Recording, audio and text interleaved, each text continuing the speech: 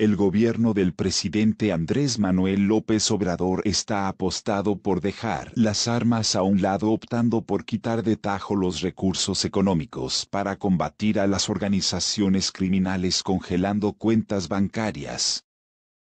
El especialista en seguridad explicó que en las primeras semanas de administración actual apostó para tumbar las finanzas del cártel Jalisco Nueva Generación CJNG, luego de haber presentado una denuncia contra el poderoso grupo de narcotraficantes por el delito de operaciones con recursos de procedencia ilícita. La guerra contra las drogas en México lleva más de una década, a pesar de la captura de grandes capos como Joaquín El Chapo Guzmán.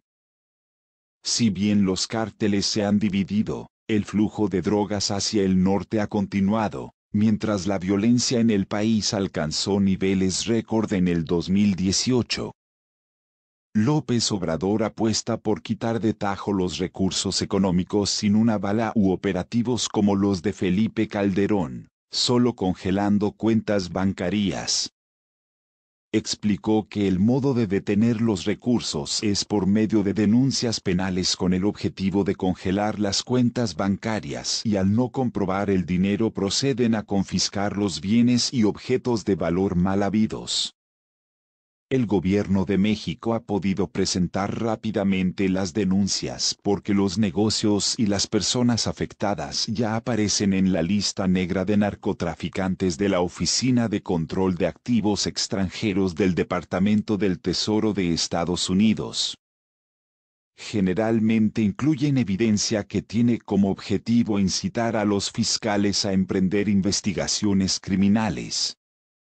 La Unidad de Inteligencia Financiera UIF, de la Secretaría de Hacienda y Crédito Público, dirigida por Santiago Nieto Castillo, confirmó que la Fiscalía General ya abrió 36 carpetas de investigación por diversas causas, por ejemplo robo de hidrocarburos. Actualmente se tienen congeladas 38 cuentas y algunas relativas a casos como Odebrecht y el conocido como estafa maestra, huachicol, delincuencia organizada, entre otros delitos. El pasado 13 de diciembre, en la Cámara de Diputados, el titular de la Unidad de Inteligencia Financiera, Santiago Nieto, indicó que durante el 2018 solo bloqueó las cuentas bancarias de 14 individuos. Solo bloquearon 198 millones de pesos en recursos de procedencia ilícita en todo el año, lo cual lo calificó como un desempeño pobre durante la pasada administración priista. Incluso datos oficiales de la UIF de enero al 23 de marzo, se han bloqueado recursos a particulares por $294.657.594 pesos, además de $36.219.273 . Ello es una cifra histórica en materia de combate al lavado de dinero y contra las organizaciones delictivas en comparación con el año pasado. Dijo que hay una diferencia brutal en comparación a los anteriores gobiernos. Las cuentas bloqueadas corresponden a denuncias por delitos gravísimos, como el narco, la trata, el huachicol o la corrupción. A pregunta expresa si se puede erradicar grupos criminales con solo congelar cuentas bancarias, el especialista Oliva Posada dijo que sí, pero que es parte de un todo, es decir que además viene acompañado con los decomisos y extinción de dominio. Los operativos son parte de la coordinación para eliminar un grupo criminal, además de las detenciones. La eliminación de grupos criminales no es de la noche a la mañana, necesitas erradicar todo su poder para quitarle fuerza. Por ejemplo, con el cártel de Santa Rosa de Lima se han decomisado bienes sin balas, es algo positivo del gobierno actual.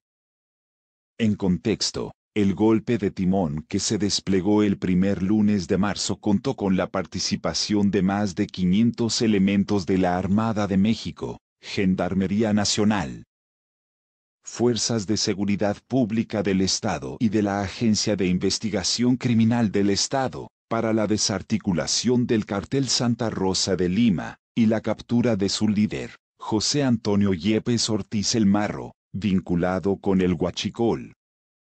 Decomisaron 97 vehículos con reporte de robo en la zona y 21 inmuebles, además de dinero en efectivo y diversas armas de alto calibre. Se deben golpear las estructuras financieras de la delincuencia. En una breve entrevista con Revolución 3.0, el legislador de Morena Antonio Altamirano Carol, quien pertenece a la Comisión de Hacienda y Crédito Público, ante el contexto de la estrategia frontal y financiera para detener a los grupos criminales, resaltó que el objetivo de la nueva unidad será incrementar las denuncias penales por lavado de dinero e incrementar la lista de personas bloqueadas por actividades ilícitas mediante diversos objetivos. Lo primero es golpear a las estructuras financieras de la delincuencia organizada, a partir del congelamiento de sus cuentas bancarias, y así vincular el trabajo de la unidad con el de la Fiscalía General de la República, ya como un órgano constitucional autónomo, así como con las fiscalías y procuradurías locales, y, por último, constituir la unidad de inteligencia como un coadyuvante de los asuntos que la Fiscalía de la República y las fiscalías locales lleven ante las instancias judiciales. Abundó que la corrupción es un fenómeno de carácter transnacional, y, por lo tanto, la vinculación con las unidades a nivel local y federal son la mejor estrategia para combatir el lavado de dinero y el financiamiento de los grupos delictivos. Altamirano Carol señaló que lo anterior permitirá tener un mecanismo que diagnostique cuáles son los espacios de riesgo en el sector público y privado del sector financiero, y sobre eso determinar acciones para el combate a la corrupción y el crimen organizado.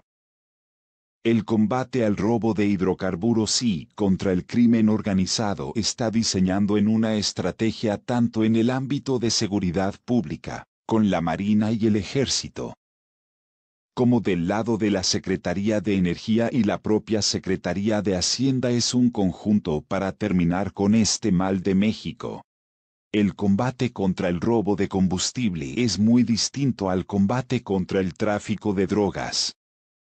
Está demostrado que intentar obligar a las personas a dejar de producir, vender y consumir drogas es una batalla perdida en la mayor parte del mundo.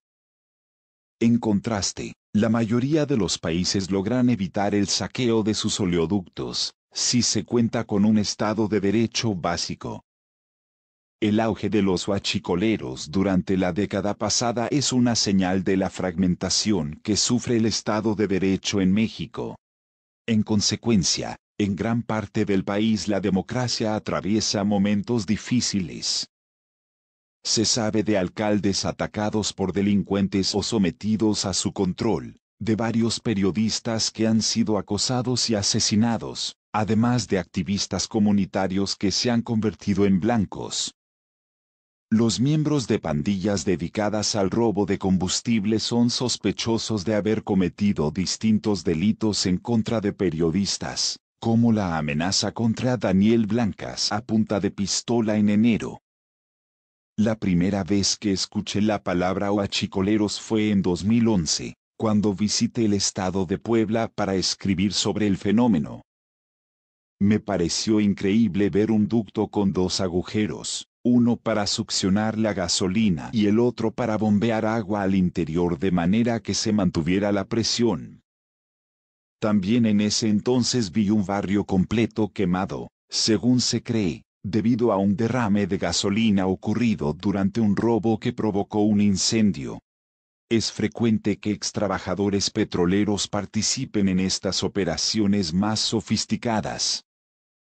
Después de saber que se habían detectado unas 700 tomas clandestinas similares por todo México en 2010, me asombró que el gobierno no hubiera tomado medidas más estrictas para combatir la práctica. Nacido en Tabasco, estado con grandes yacimientos de petróleo, López Obrador muestra mayor cautela en cuanto al papel del sector privado extranjero, lo que ha provocado críticas de algunos inversionistas. Para 2018, el número de tomas había crecido a más de 14.000 en el transcurso del año. Desde su toma de posesión, las agencias calificadoras también le han asestado algunos golpes a México e incluso redujeron la calificación crediticia de Pemex. Sin embargo, a diferencia de sus predecesores, López Obrador ha emprendido acciones firmes y sostenidas para evitar el robo de combustible a gran escala. Por supuesto, la lucha para combatir el huachicoleo no debe ser tarea exclusiva de la policía. Se requieren inversiones con objetivos claros en comunidades pobres donde la ciudadanía recurre a la actividad delictiva debido a la falta de oportunidades. El trabajo social enfocado, por su parte, puede ayudar a prevenir que los adolescentes se incorporen a las pandillas, cuyo número crece de forma constante.